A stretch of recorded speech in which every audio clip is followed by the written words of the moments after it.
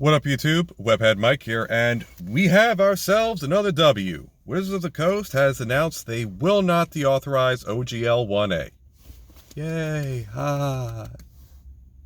Now, it is a step in the right direction, but can you call this a victory? An occupying force has decided to retreat from territory they had no right occupying. Step in the right direction, at least. Of course, the fight's still not over because we haven't seen anything officially come out. And speaking of officially come out, where was this news posted? D&D Beyond's Twitter. Not Dungeons & Dragons, not Hasbro, not anything else related to it, but specifically D&D Beyond. So, I would say if you still feel that they need to learn their lesson, do not resubscribe to D&D Beyond. And again, like, what value are you really getting out of D&D Beyond anyway? I mean, sure, if you cancel it now, you can still access all the books you bought previously because it's on that platform. But why not just buy the physical book or find a copy somewhere online? Because if you bought it through D&D Beyond, you can only view it through the app, and they have the freedom to change it whenever and however they want. Seems like a raw deal to me. However, it is important to reward better behavior, so if you're feeling more inclined to buy some supplemental sources or whatever that they put out, hey, go with God. I can't say that they should get anything like a true gust of wind in their sails, like if you were to resubscribe to D&D Beyond, because again, they've said the right thing. They put out something that's good in this Twitter post, but we haven't seen any legal documents be submitted. And until we have it on paper, it is no touchdown. It is not unbreaded. So, wait for that shoe to drop before you would scurry on back to D&D Beyond and buying out all these other collectible books. Heck, there's plenty of third-party people that are making great supplemental material. Like there's this one I found where they have these two kinds of spell slot trackers. One's got a dragon on it, one's got Cthulhu. They each have like their own little tokens to mark how many spell slots you have left. Great companion tool.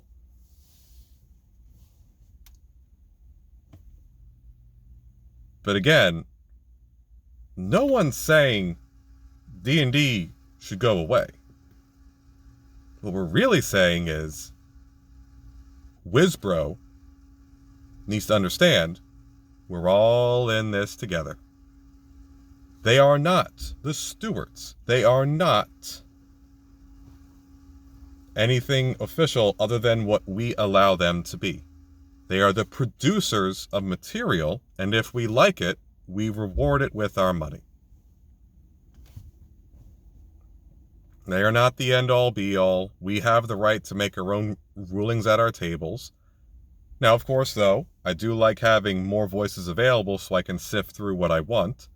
For instance, there was one case where one of them said, the Sunblade will dispel magical darkness while in its area, or at least it will suppress magical darkness and provide light in the given area, but the darkness will, of course, resume if ever it should be doused or move. However, the visibility would stay the same with the sword, but it would just go that way. Wherever way the person wielding it was going, it would follow that. And that was fine because the rules were a little ambiguous as to whether or not magical darkness can be countered by anything other than the daylight spell.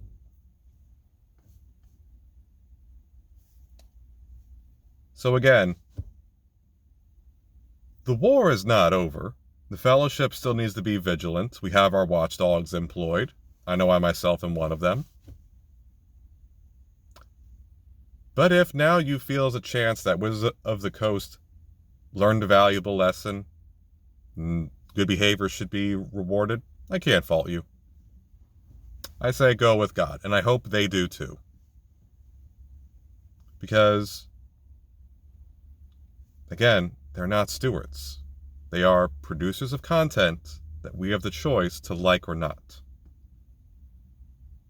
Dungeons & Dragons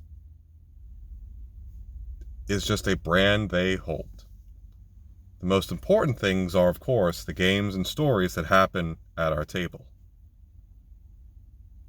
And again, there's no banner of hate being flown to destroy Dungeons & Dragons. Quite the contrary.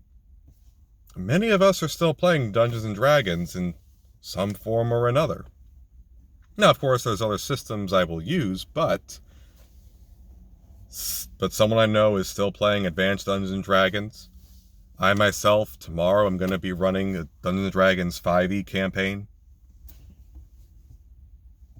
And there's no one coming to my house all Sam Hyde style to, I'm coming for you in real life.